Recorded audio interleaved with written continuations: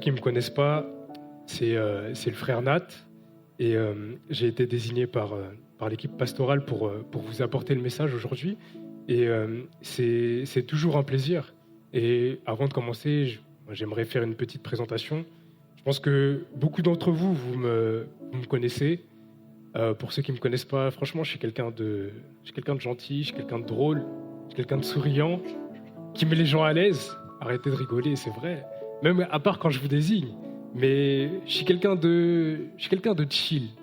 Et si je fais un constat sur les années de ma vie, je suis quelqu'un de tellement tranquille que, allez, en environ 30 ans, j'ai dû me battre peut-être 5 fois dans ma vie, maximum. Ouais, j'ai gagné. Ça se pose pas comme question. Mais pour vous dire à quel point, franchement, ma nature fait, et merci Seigneur, que en fait, j'ai pas trop de problèmes et je m'entends plutôt bien avec les gens. Et les seules choses qui peuvent me faire dérailler, à la limite, c'est en fait quand on manque de respect. Voilà, s'il y a quelqu'un qui a un problème avec moi et qui me dit les choses tranquillement, je vais analyser et ce qui est bon à prendre, je vais le prendre et je vais adapter ma conduite. Mais quand on manque de respect, c'est quelque chose qui, franchement, ça pourrait me faire dérailler. Maintenant, ça le fait plus. Mais tu sais, le vieil homme en moi que j'ai noyé quand je me suis fait baptiser, quand on manque de respect, il menace de ressusciter.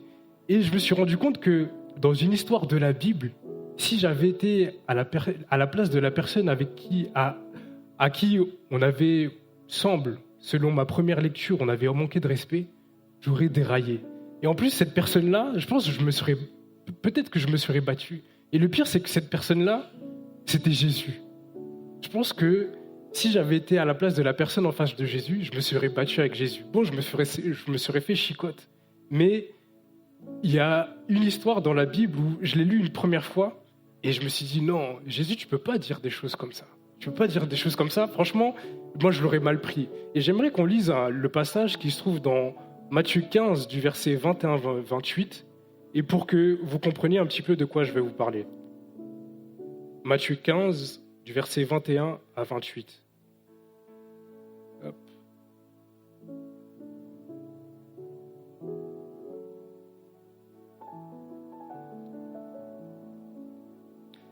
Jésus étant parti de là, se retira dans le territoire de Tyr et de Sidon. Et voici une femme cananéenne qui venait de ces contrées lui cria « Aie pitié de moi, Seigneur, fils de David. Ma fille est cruellement tourmentée par le démon. » Et il ne lui répondit pas un mot. Et ses disciples s'approchèrent. Pardon. C'est l'inconvénient avec les téléphones. Je vais lire ici. Il ne répondit pas un mot. Et ses disciples s'approchèrent et lui répondirent avec insistance « Renvoie-la car elle crie derrière nous. » Il répondit « Je n'ai été envoyé qu'aux brebis perdues de la maison d'Israël. » Mais elle vint se prosterner devant lui, disant « Seigneur, secours-moi !»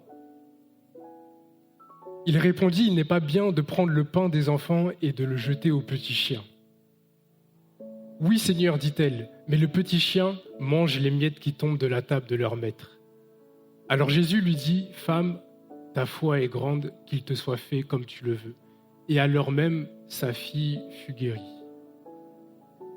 Dans cette histoire, Jésus a traité la femme cananéenne de petit chien. Et la première fois que j'ai lu cette histoire, je ne l'ai pas compris. Mais j'ai demandé de l'aide au Saint-Esprit, de m'aider à comprendre, et il m'a montré que cette histoire a une signification bien plus profonde qu'on ne pouvait le croire. Et le titre de mon partage ce matin, c'est « Es-tu un petit chien ?» Et si vous le voulez bien, on va aborder 3 points de vue. Le premier point de vue, c'est celui de la femme cananéenne. Moi, j'admire cette femme parce que, en fait, elle symbolise la détermination.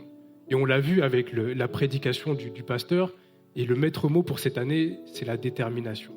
La détermination et la persévérance. En fait, on voit dans cette histoire qu'elle voulait sa guérison, elle voulait la guérison de sa fille, et elle était prête à tout.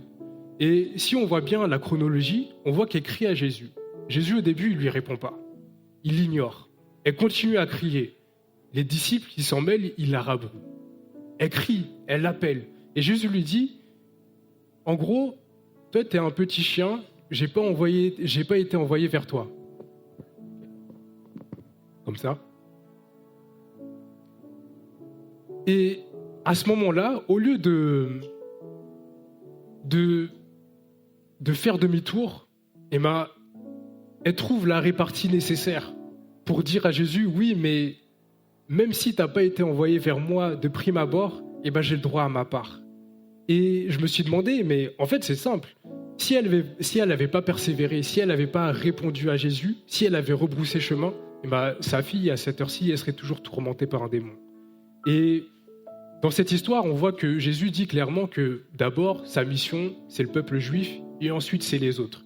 Mais elle a compris ça, elle est au courant et elle accepte. Et c'est pas un problème pour elle. En fait, elle veut juste avoir ses miettes. Elle peut juste avoir les miettes, les droits auxquels elle a droit. Et j'ai vu qu'à travers cet épisode, à travers cette petite phrase, elle était plus avancée spirituellement que les disciples de Jésus à ce moment-là.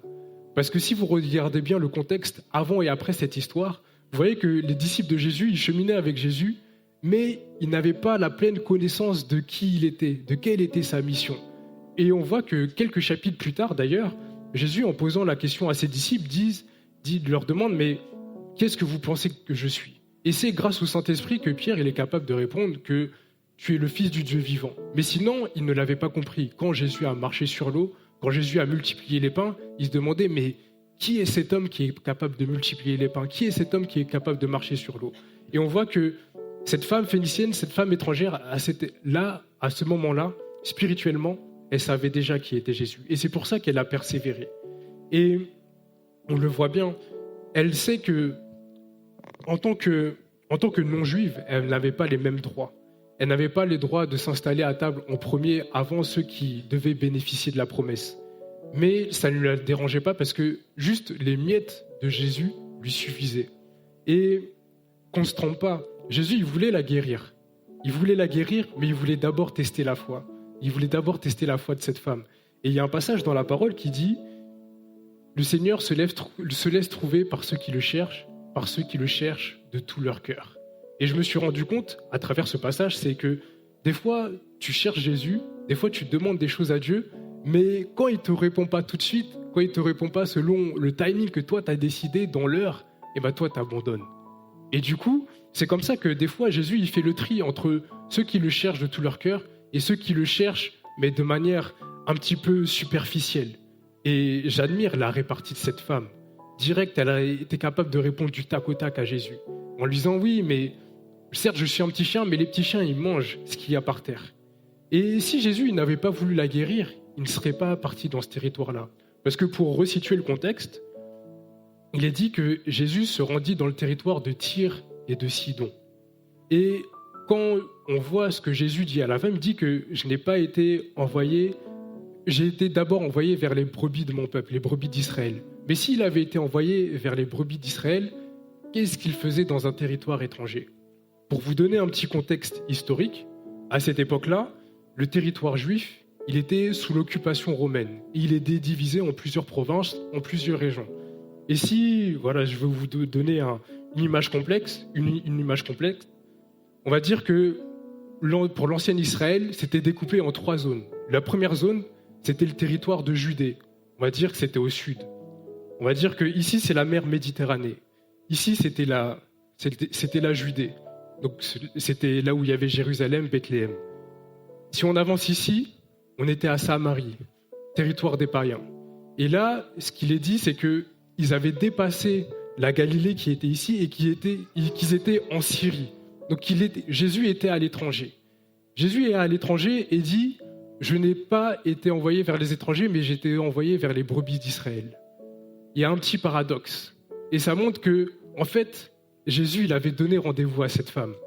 Et quand Jésus donne rendez-vous, il fait encore mieux. Il donne rendez-vous et il se déplace vers toi. Et cette femme-là, qui était non-juive, qui était païenne, elle a juste eu un aperçu de ce que Jésus était capable de faire. Elle a juste goûté et vu à quel point Jésus était bon. Et ce que je trouve extraordinaire dans cette histoire, et je ne sais pas si vous avez remarqué, c'est que quand Jésus il a vu la foi de cette femme, il a dit « Va, c'est bon, ta fille est délivrée ». Sa fille, la fille de cette femme, était possédée par un démon. Et Jésus n'a même pas eu besoin de s'approcher de cette fille. Ils étaient peut-être dehors, la fille était peut-être dans une maison, et il a délivré cette femme à distance. Il a chassé le démon à distance. Et je me suis dit, franchement, la puissance de Jésus, elle est incroyable. Elle est incroyable. La parole de Dieu dit que si vous croyez en moi, vous ferez les mêmes choses que je ferai, vous en ferez même de plus grandes. Et je dis, Seigneur, mais tu te moques de moi, ce miracle, il est tellement haut, comment tu veux qu'on soit capable de faire ça? Et je pense que Jésus, il a le sens de l'humour. Notre Seigneur, il a le sens de l'humour. Et des fois, quand il regarde, des fois, nos sessions de délivrance, que ce soit en France ou ailleurs, des fois, il doit rigoler. Il doit rigoler. Quand, par exemple, je vais citer 2 pays au hasard.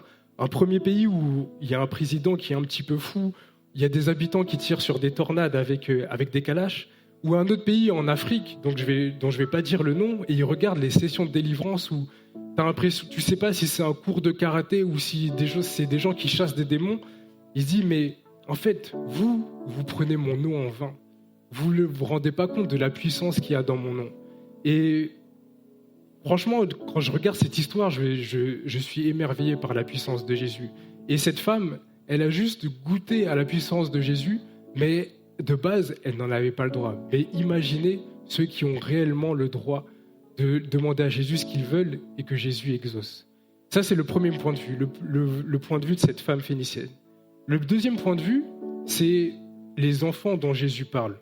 En gros, Jésus dit qu'il n'est pas bon de donner le repas des enfants et de le jeter aux petits chiens. Et je me suis rendu compte dans cette histoire que le problème, c'est pas les petits chiens, c'est pas le fait que Jésus traite cette femme de petits chiens, c'est les enfants. Comment ça se fait que les enfants mangent et qu'ils laissent des miettes par terre? Et de qui est-il fait mention? Les enfants, ce sont les fils et les filles du maître de la maison. Donc, dans une maison, ils ont un droit légitime de s'asseoir à table. Et le problème dans cette histoire, c'est que ces enfants semblent ne pas manger correctement. Et j'ai remarqué, et en fait, j'ai fait une analogie avec ce qui se passe chez moi. Et en observant mes enfants, je me suis rendu compte que, en fait, quand le repas il est bon, sur la table, par terre, il reste quasi rien. Quand le repas il convient à leur standard, ils laissent aucune miette. Par contre, quand le repas contient des légumes, quand le repas contient des pommes de terre, quand le repas contient des brocolis, bizarrement, la table va être bien sale. Par terre, ça va être bien sale. Des fois, à tel point que je leur dis, mais... Je regarde par terre, je leur dis, mais... Il y a quelqu'un qui va manger par terre? Ils me disent non. Je dis, mais pourquoi il y a autant de restes alors? Et ils ramassent. Et en fait, c'est le comportement typique de personnes qui ne savent pas apprécier ce qu'il y a sur la table. Et comment on peut qualifier qu'un repas est bon? Est-ce qu'il est bon à cause de la personne qui l'a cuisiné, ou est-ce qu'il est bon grâce au palais de la personne? Et je vais vous donner le contexte qui va permettre de répondre à cette question.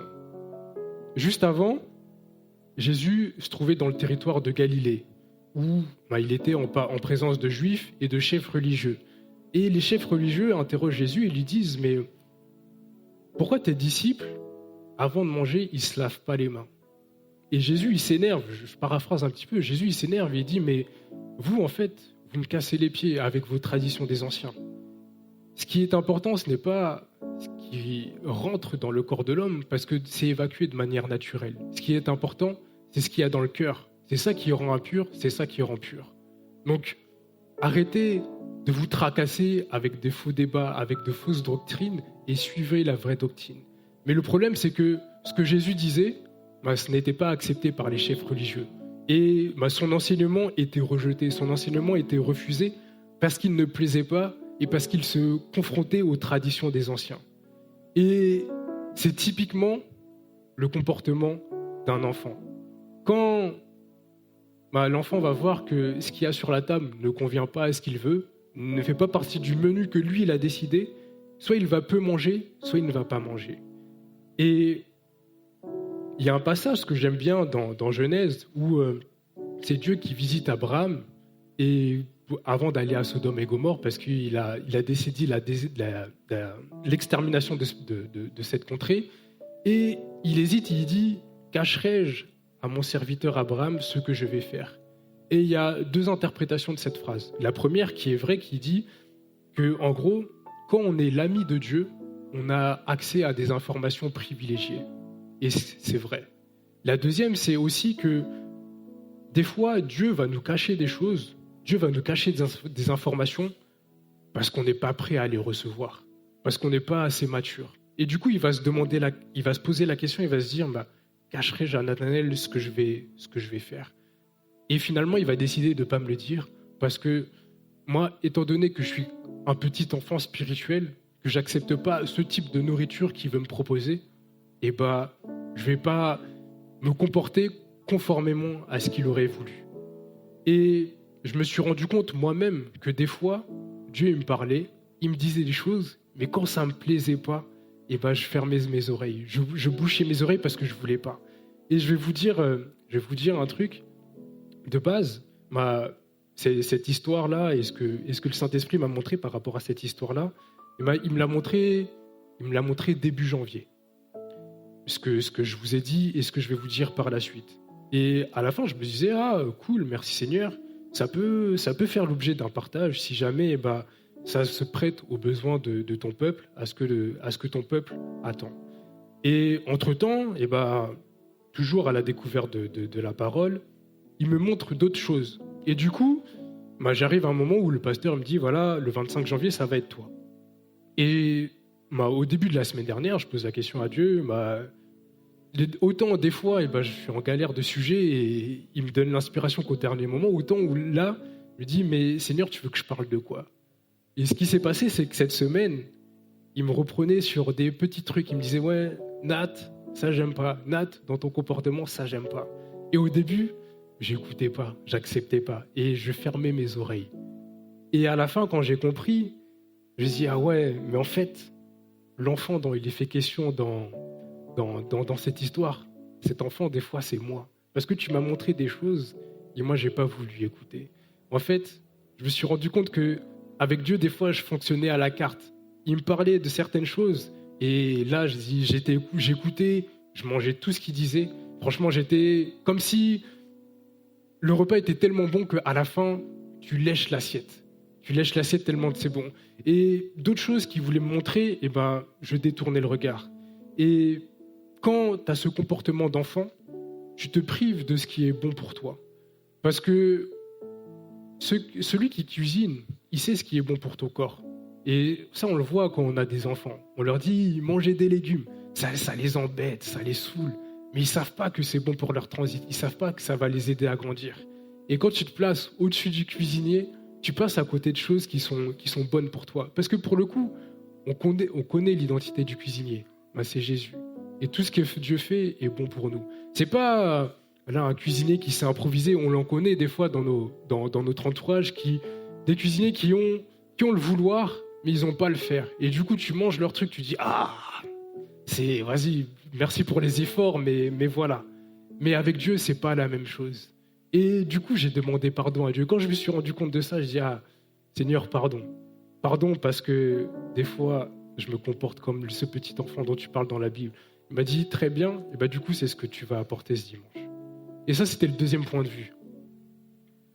On a vu le point de vue de la femme, on a vu le point de vue du petit enfant. Vous pensez qu'il nous reste quel point de vue à aborder par rapport à cette histoire? Disciples? Cuisiniers? Vous êtes timide, hein? Jésus, vous êtes trop spirituel à gauche. Non, ce qui est intéressant dans cette histoire, c'est la table. Et je vais vous dire pourquoi. En fait, dans cette histoire, la table, elle est rendue importante à cause de celui qui la prépare. Et je vais vous lire un passage, je ne vais même pas vous le lire, je vais vous réciter un passage qu'on connaît tous, parce qu'on le dit au moins une fois par semaine. Il se trouve dans Psaume 23,5 et il dit « Tu dresses devant moi une table en face de mes adversaires, tu oins d'huile ma tête et ma coupe déborde. » Et avant d'aller plus loin dans ce passage, je vais vous expliquer le contexte culturel de ce passage et pourquoi David l'a écrit de cette manière-là. Au Proche-Orient antique et dans la Mésopotamie ancienne, il y avait coutume que le roi qui avait gagné une bataille, gagné un combat, offre un banquet après la victoire où les rois vaincus étaient présents, mais ils étaient exhibés comme des trophées. En fait, ils étaient dans des positions d'humiliation. Soit ils étaient enchaînés, soit ils étaient attachés. Il arrivait même que des fois, on s'en serve comme des tables ou comme des chaises. Et en fait, ce rite, il avait 3 fonctions. La première fonction, c'était de montrer que les dieux du vainqueur avaient triomphé. La deuxième fonction, c'était de montrer que le roi vaincu avait été déchu de sa légitimité sacrée. Et la troisième fonction, c'était de dire que l'ordre cosmique avait été restauré, parce qu'il y avait une connotation spirituelle. Et je ne sais pas si je fais une petite digression, mais il y a un passage dans la Bible où David se bat contre les Philistins, il gagne la première bataille, et les Philistins ils se disent « Oui, mais c'est parce que le Dieu de David, c'est un Dieu des montagnes. On va l'affronter, on va changer de terrain, on va aller dans une plaine, et on va voir si le Dieu de David il va répondre. » David, il les achicote. Mais tout ça pour vous dire que à cette époque-là, les batailles, c'était bien plus que des batailles, il y avait des enjeux spirituels derrière. Et donc, tout ça pour dire que ce banquet, après la victoire, c'était un rite de domination où le roi, il mangeait en tant que représentant des dieux sur terre et qu'il offrait du coup un festin à ses dieux et à ses généraux. Et David, qu'on connaît, qui était un excellent guerrier, qui était un chef militaire de renom et dont la renommée s'étendait au-delà d'Israël, connaît cet arrière-plan culturel. Et dans ce psaume, ce qu'il veut dire, c'est que si vous faites bien attention, David dit « Tu dresses devant moi une table ». Ça veut dire que là, dans ce psaume-là, il ne se positionne pas en tant que roi vainqueur, il se positionne en tant qu'invité du roi vainqueur. Et ce roi vainqueur, c'est personne d'autre si ce n'est Dieu. Et il est invité à la table de Dieu. Et les adversaires de David sont là, ils sont présents, ils le regardent, mais ils sont rendus impuissants. Parce que Dieu est présent. Et ce qui est important dans ce passage, c'est que David, il n'est pas seulement invité à la table de Dieu, mais il est un invité d'honneur. Dans la culture du Moyen-Orient, il était coutume que quand tu invitais quelqu'un chez toi, à ta table, tu le oignais d'huile. Et le fait de oindre quelqu'un d'huile, c'était un signe de respect. C'était un signe que tu considérais la personne que tu avais invitée. Et donc, le passage dit que Dieu invite David à sa table, qu'il le oint d'huile, que sa coupe déborde. Parce que Dieu, non seulement il l'invite à sa table, mais il lui sert du vin et il lui sert en abondance puisque sa coupe déborde. Ce que ce passage veut dire, ce que le psaume 23, verset 5 veut dire, c'est que à la table de Dieu, il y a l'abondance, la bénédiction, le repos, la sécurité et surtout l'intimité. Et que cette table-là, elle est dressée pas après la menace, pas après que tous les ennemis aient été vaincus, mais elle est dressée pendant la menace. Ce qui est important parce que ça veut dire finalement que je suis en sécurité, non pas parce que j'ai réduit à néant mes ennemis, mais parce que je suis dans la présence du Dieu. Je suis dans la présence de Dieu victorieux. Et du coup, je peux regarder mes ennemis droit dans les yeux parce que je suis assis à la table du Dieu victorieux. Et en fait, dans ce passage, David, il inverse la logique de l'époque. Donc, c'est pour ça que la table, elle a son importance. Mais ce qui a également son importance, c'est ce qu'il y a sur la table. Et j'aimerais qu'on lise Lévitique 24, du verset 5 à 9. Lévitique 24, du verset 5 à 9.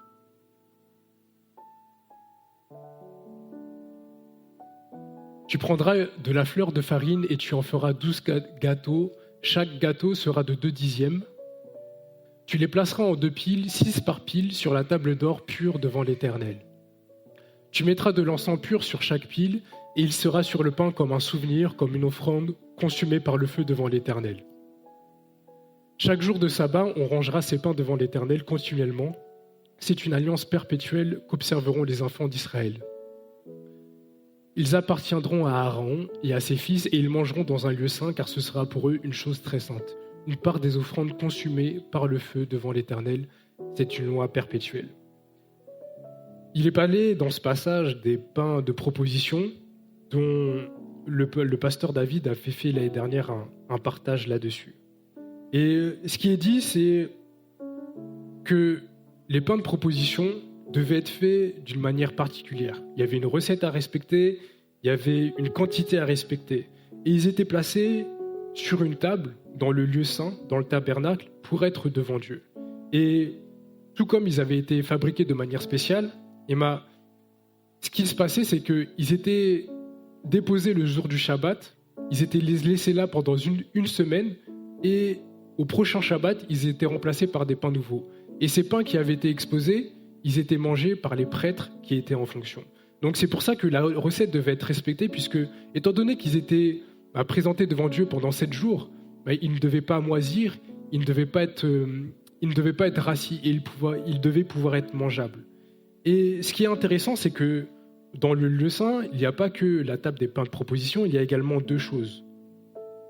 Il y a au nord, on va dire que ici c'est le nord, c'est le chandelier. Chandelier à 7 branches qui représente la source de lumière dans le lieu saint. Et ça symbolisait la lumière et la présence de Dieu. Ensuite, au sud du lieu saint, parce que pour faire un petit rappel, le tabernacle il est composé de 3 endroits distincts. Du parvis, où dans le parvis il y avait la cuve de bronze et l'autel sur lequel on offrait des holocaustes. Ensuite, on rentrait dans le lieu saint, on a le chandelier au nord, on a la table des pains de proposition que je vous ai montré, imaginez c'est le piano de fidèle. Et juste avant, pour aller dans le lieu très saint, on avait, je reviens sur mes notes, l'autel des parfums. L'autel des parfums, et de l'autre côté, il y avait le voile et il y avait le lieu très saint avec l'arche de l'alliance. Donc 3 parties, le tabernacle.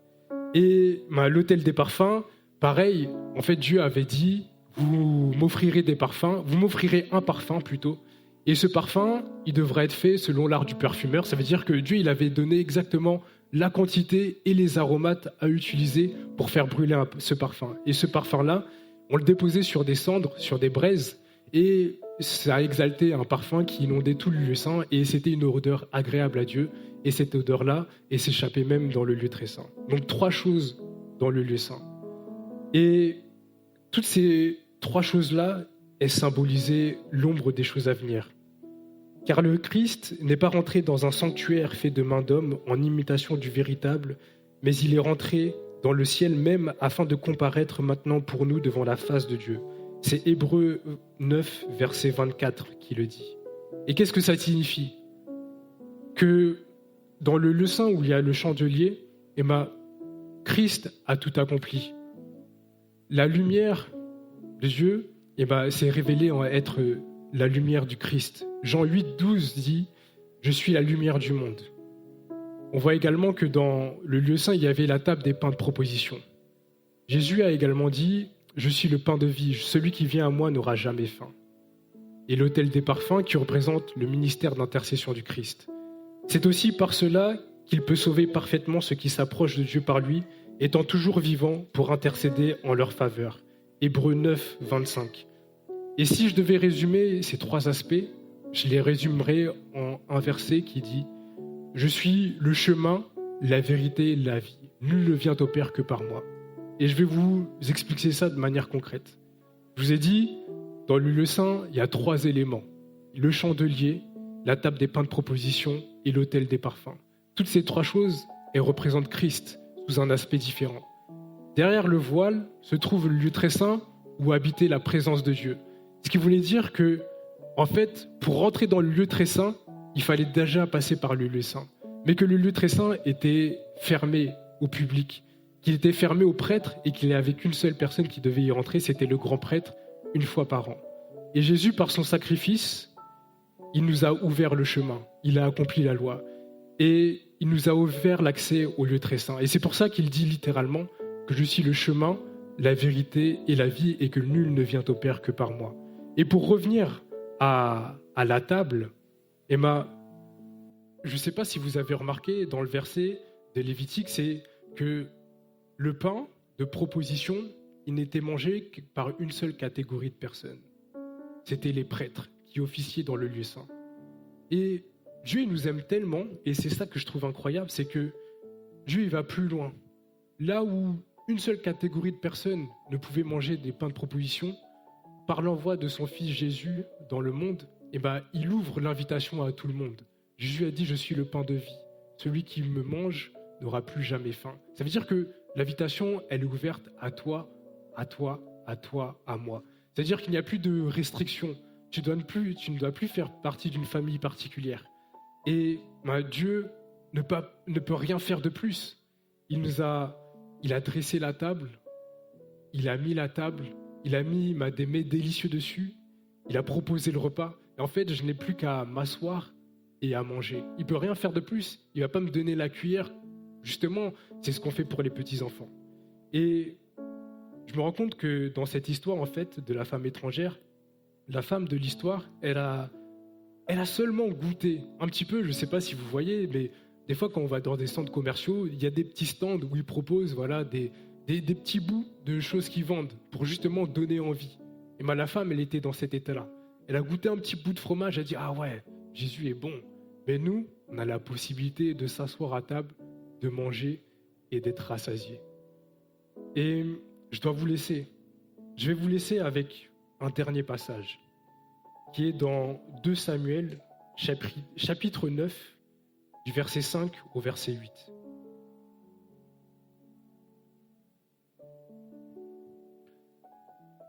Le roi David l'envoya chercher dans la maison de Makir, fils d'Amiel, à Lotbar. Est-ce que tu peux... Et Méphibosheth, fils de Jonathan, fils de Saül, vint auprès de David, tomba sur sa face et se prosterna. David dit « Méphibosheth » et il répondit « Voici ton serviteur ». David lui dit « Ne crains point, car je veux te faire du bien à cause de Jonathan ton père. Je te rendrai toutes les terres de Saül ton père et tu mangeras toujours à ma table. » Ce qui nous intéresse dans ce passage, c'est manger toujours à ma table. Pour situer le contexte, Méphibosheth était estropié.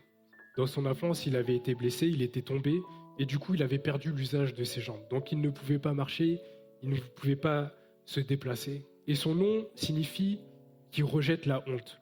Et Méphibosheth, dans son identité, se considérait comme honteux, comme estropié, comme n'étant pas digne de l'attention qu'on pouvait lui prêter. Il se considérait, le texte le dit même, comme un chien mort.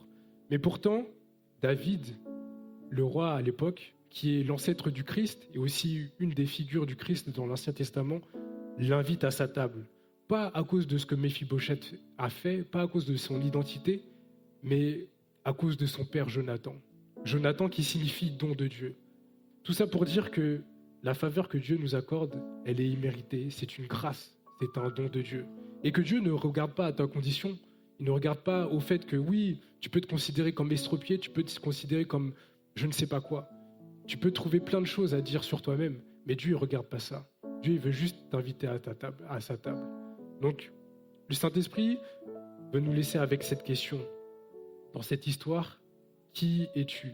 On est le dernier dimanche de janvier et ensuite on va être en orbite pour toute l'année 2026, mais il veut qu'on fasse les ajustements nécessaires. Es-tu le petit chien de l'histoire? Si oui, jusqu'à quand tu vas te contenter des miettes? Jusqu'à quand tu vas graviter autour de personnes qui connaissent Jésus? Jusqu'à quand tu vas goûter certaines choses, mais tu vas refuser de t'engager? Jusqu'à quand tu vas éviter les eaux du baptême? Jusqu'à quand tu vas éviter de ne donner ta vie à Jésus? Es-tu dans cette histoire le petit enfant? Si oui, quand est-ce que tu vas grandir? Quand est-ce que tu vas arrêter de demander des pâtes, des saucisses, et que tu vas commencer à demander des légumes spirituels, les légumes qui vont te faire grandir, les légumes que Dieu a préparés pour toi et qui sont bons pour toi, pour ta croissance spirituelle? Es-tu un adulte avec un comportement d'enfant? Si oui, arrête tes crises infantiles et grandis et comprends que tout ce que Dieu fait, tout ce que Dieu dit est bon pour toi. Es-tu quelqu'un qui est aguerri dans la foi? Et dans ce cas-là, continue à courir de manière à remporter le prix. Soyez bénis.